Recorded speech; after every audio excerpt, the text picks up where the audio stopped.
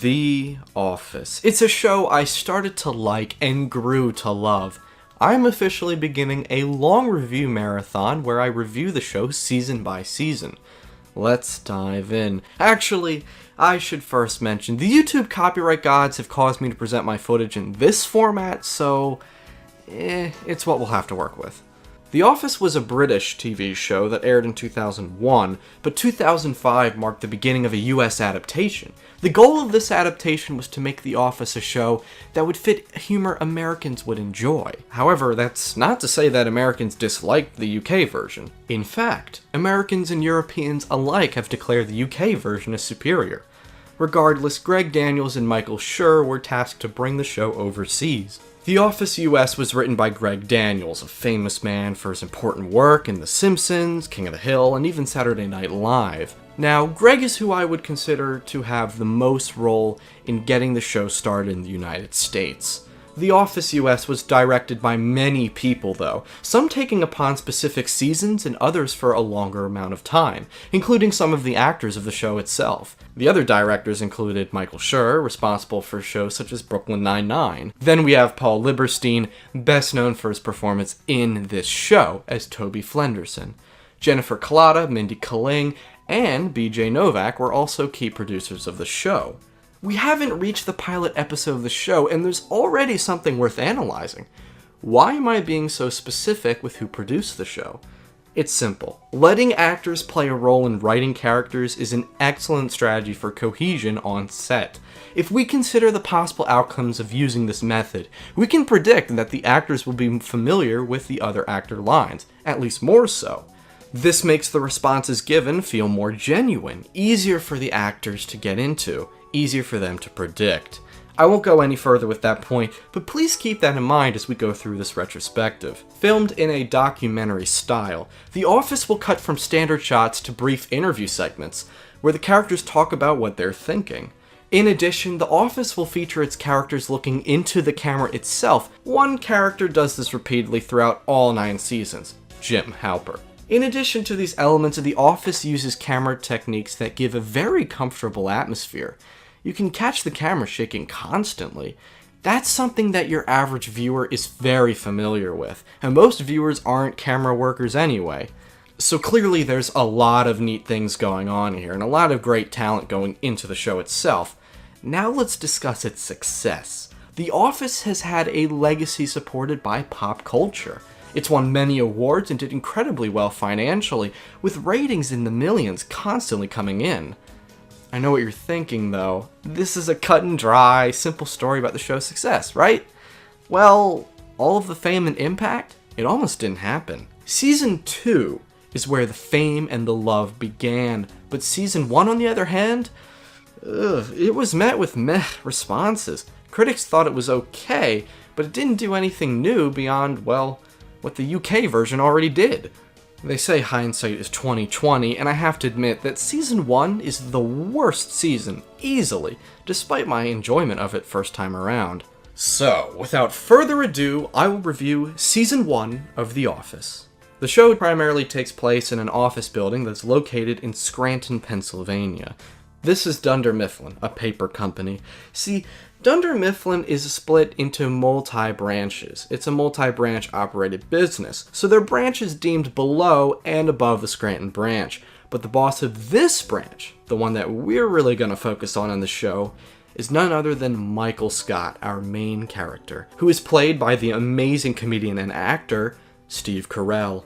Many say that The Office was some of Carell's best work, and I'd have to agree. Michael Scott is special. His character is so detailed and displays a surprising amount of depth that I will have to add on to as we move through the show, and that goes for all characters, of course. He's the boss of the Scranton branch, and he's certainly eccentric despite his important job. He's weird, he makes jokes all the time, and most importantly, Michael is never self-aware. He is the opposite of self-aware, most of the time anyway. In pilot, he does this. Oh, that's important. Right. Oh, this is so important. I should run to answer it. Shut up. Shut up. Shut up. Shut up.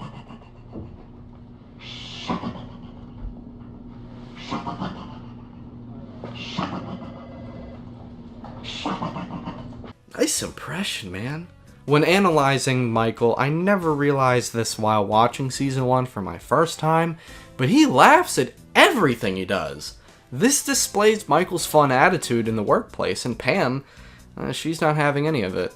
Michael isn't afraid to be nonsensical, and in some cases, though rare, he is actually self-aware. In Pilot, Jim pulls a prank on Dwight by putting his stapler in Jell-O. When Dwight complains to Michael, Michael tells Dwight that he has to eat the stapler out of the Jell-O. That might seem like a small detail that's irrelevant, but that just goes to show how Michael puts laughter and fun over being a good manager. I also believe that this moment in Pilot defies potential expectations. I simply never would have thought that Michael Scott would have requested Dwight to eat the Jell-O around the stapler. Not even a joke to Jim about it being a good prank, he just tells him to eat the Jell-O. If you're watching this review and you haven't seen the show, or you haven't seen it in a long time, you might be thinking that the main character of The Office is completely unlikable. I won't lie, sometimes the meanness of Michael makes me dislike him, but I always come back to the realization that the directors wanted me to feel that way. Still, 9 times out of 10 with Michael, I'll be laughing, smirking, and enjoying what Michael has to say. I wish I could elaborate more on that specific point, but season 1 isn't going to let me. More on that soon. Alright, so I already touched upon how Michael can be mean. However, fans of the show who skip season 1 will be surprised by the following statement.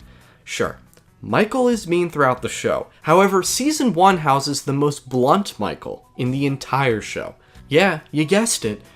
Michael Scott is way more cruel in season 1 than anywhere else. Starting with season 2, I'd like to think he's more idiotic than actually mean. Because we all want shows to be rewatchable and we always hope earlier seasons hold up, the fact that this is unique to season 1 is actually a positive.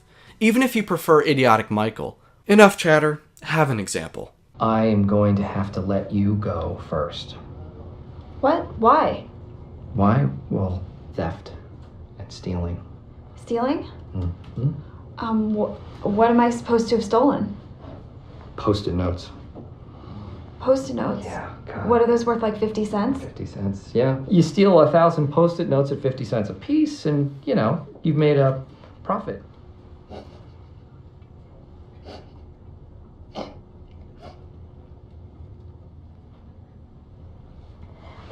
You've an ex-punk! Surprise! It's a joke! We were joking around! See? Okay, he was in on it. He was my accomplice. And there was just kind of a morale booster thing. And we were showing the new guy around, kind of giving him the feel of the place. So, we totally got you. You're a jerk! I don't know about that. You made your receptionist cry! Before we move on to the next character, let's look at more examples from season 1 besides the pilot for Mr. Scott. By far one of the hardest scenes to watch is in Diversity Day. A man comes in to speak about diversity in the workplace and how that's important. All well and good, right? Well, behind the scenes, Michael said something inappropriate along those lines that warranted the speaker to actually come in. You wouldn't believe this, but Michael Scott tries to be very politically correct. And because he isn't aware of what he's doing, how he's actually doing it, he's really just digging himself in a deeper hole as the show progresses. What could have come off as contradictory turns out to be one of Scott's most compelling and interesting pillars of his character. He tries to be as politically correct as possible, even when that means calling attention to something that he shouldn't be, and guess what? That makes him look like a fool. And look, it's not Michael faking it either. You can see countless times throughout the show that Michael genuinely wants to be as PC as possible. He just wants to get along with everybody and give everybody an equal opportunity. It's just the way he goes about it that makes it fail. Now let's roll a clip from the scene that I declared is hard to watch. You know what? This is a color-free zone here. Stanley, I don't look at you as another race. See, this is what I'm talking about. We don't have to pretend that we're colorblind. Exactly. That's fighting ignorance with more ignorance. Tolerance. No, with more ignorance. Right, exactly. I think it's a no-brainer in saying this, but this is the best scene in Diversity Day for how it displays how The Office is more than just a comedy. The dialogue is written to be hilarious, but in a way that you feel bad in reference to the scene. All Mr. Brown was trying to do was give a solid speech, but Michael had to be Michael. He had to ruin it. He's not always trying to, in fact. Whenever he's annoying, it's usually not on purpose. This is a character who tries to have fun in the mundane workplace and tries to give everyone equality. But as I said before, the execution of his goals are super flawed. And I think that's plenty on Michael. Next, I would like to discuss Mr. Dwight K Schrute. Dwight is played by Rainn Wilson, and he is a complete nerd who gets easily aggravated. He's very, very, very egotistical and will stop at nothing to help Michael. Not because he's friends with Michael, but because he wants to rise in the ranks. Still, though, I'd say they have a friendship, at least when Dwight isn't as persistent. A running gag throughout the show debuts itself in Season 1, where Michael gives Dwight a fake title to make himself feel as if he has more power in the company. Assistant to the regional manager. No, not the assistant regional manager, folks. The assistant to the regional manager. Hilarious. Dwight is pretty shy as well. In Hot Girl, Dwight asks out visiting seller Katie, and he gets rejected quite harshly. I really wish I had more to say on Dwight, but for Season 1, well, it stems from my complaint that the writers just didn't do enough with him. The best part about Dwight I'll save for our next character. For now, he's not worth analyzing, but an enjoyable distraction in each episode. Say hello to Jim Halpert. Every office has that one easygoing man, and he's the one. Jim is very snarky and clever, but usually neutral in tone. I don't like how Jim is always hanging out with the receptionist Pam, at least not in Season 1. The reason being that I find Jim best when he's pulling pranks on Dwight. The relationship Jim has with Pam is purely to set up later seasons, and I'm not saying it doesn't do that well. I will also give credit to the friendship Jim and Pam have because it brings out Jim's neutral tone. He's very easy to side with. Now, about those pranks. The pranks are some of the funniest parts of Season 1. Earlier I referenced the Jell-O prank, but Jim does more, some aided by Pam. I'm happy to report that the way these pranks are written and shot and everyone's reactions makes them always succeed in making you laugh. Here's one for you. The plot of the episode called The Alliance features Dwight and Jim forming an alliance in case the Scranton branch is closing from downsizing. Jim easily manipulates Dwight, showing how gullible Dwight really is. It's impossible not to laugh at the scene because nobody should fall for this. Take a look. Did you tell Pam about the alliance? No. Just now. Oh, no. Dwight, no. I'm using her for the alliance. Who knows the most information about this office? Pam. Right. It's good. Pursue this. Oh, I'm trying to. Do you see what I'm doing? Mm-hmm. But listen, I'm going to have to talk to her a lot. All right? And there may be chatting and giggling. And you got to just pretend to ignore it. Wipe it away. Done. All right. In Diversity Day, Pam falls asleep in one of Michael's boring meetings. And look. Aha. Jim has a crush on Pam. Considering Jim is such a relatable character, one could argue that this shot already makes the audience root for Jim in later seasons. I won't go that far though. Unfortunately, there's a conflict. Pam is engaged to Roy, a worker in the warehouse for Dunder Mifflin. Roy is essentially the generic, I play sports bully man for Season 1, leaving me with nothing to add. In basketball, workers from the upstairs head down to the warehouse to go against the warehouse staff in a game of basketball. Why? Well, to see who has to come in on Saturday. I suppose the plot of this episode has the right idea, but the basketball game of who has to come in on Saturday is not doing any favors to the show. The Office always attempts to make the workplace seem fun and relatable. That's one of the main selling points of the show. This is a weak attempt at one of the show's main selling points, but I suppose I can cut Daniels and Schur some slack. It's only the first season. Pam is obviously rooting for Roy's team, but she shows that she's impressed with Jim's success. And now to talk about Pam Beasley, who is played by Jenna Fischer. Pam just wants her job to be normal. She finds being a receptionist very boring, but would tolerate it if Michael wasn't so clueless. I really like Pam. She's very nice, she's very pleasant, and she's very shy. She gets a lot of screen time in season 1, and while she behaves normally and acts in a formulaic manner, she has a playful side as seen when talking to Jim. Her dialogue bounces off the other characters fairly well. Next up is Ryan Howard, who was partially named after the Phillies baseball player because they have similar quirks. Ryan is actually played by, yes, BJ Novak himself. If you forgot from the beginning of the video, Novak is one of the directors and writers of the show. Ryan is one of my favorite characters in the show. It's hard to explain now, but let's take a look at his debut.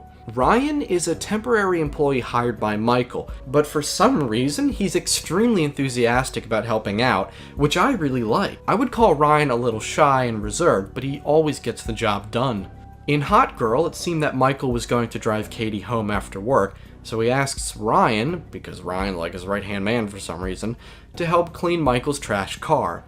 Yes, ladies and gentlemen, Michael has basically a man crush on Ryan. It's pretty humorous, especially because this running gag returns in later seasons, and none of the minor characters inform Michael about what he's doing. Despite Ryan's desire to help Dunder Mifflin, he quickly realizes his boss is basically a moron, so you see him change quite a lot in later seasons. But for now, that's it for Ryan. A solid foundation. I have reviewed all of the prominent characters of the season, so now we have the jokes. Starting with season 2 and ramping up all the way through season 9, The Office will tackle some deep themes, and we'll see our beloved characters go through hardships, both big and small. Despite this, the show is still, some would even argue as a majority, a comedy. Season 1 is all about comedy. From the Jell-O prank to Dwight asking out Katie, it's a good time to be had if you like this sort of thing. My favorite joke is in basketball. Just watch this clip of Michael be so cocky.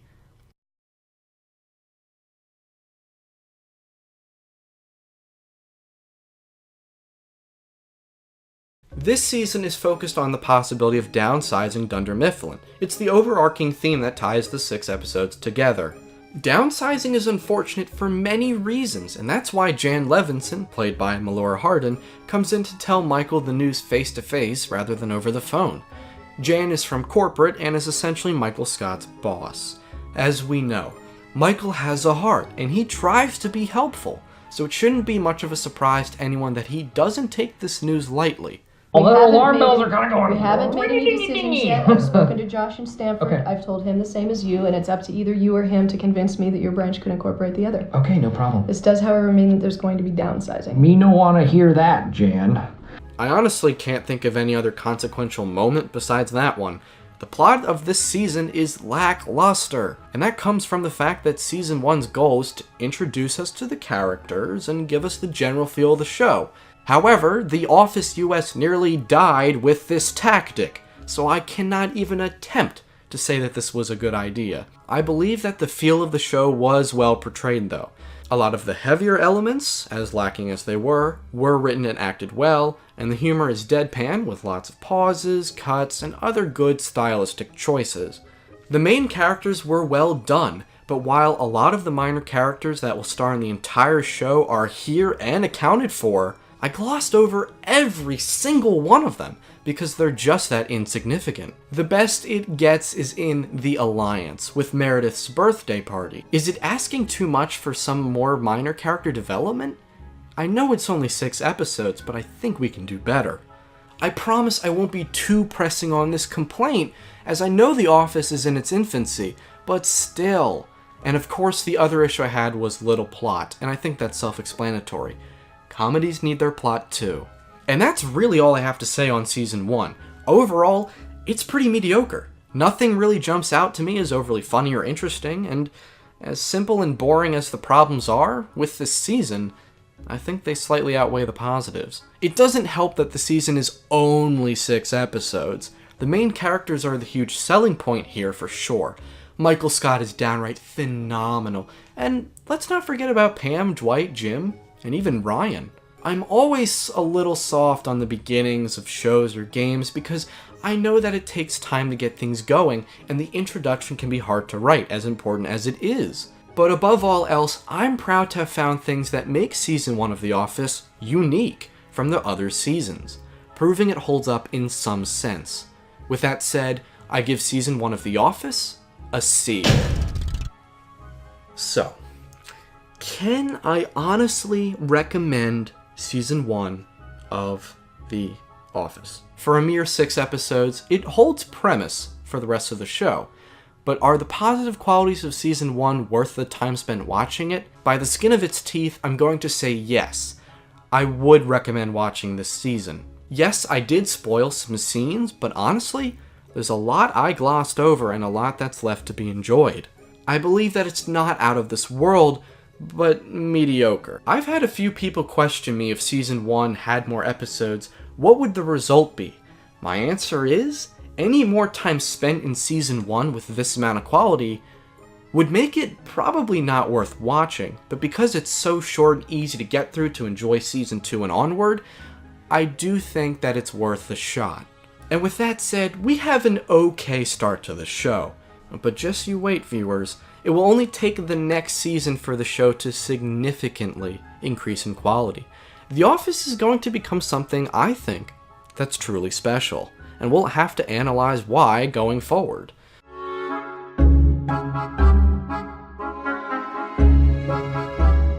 Well, I hope everyone enjoyed my review of the first season of The Office. Please share this video with anyone you know who likes The Office. They might enjoy this video as well.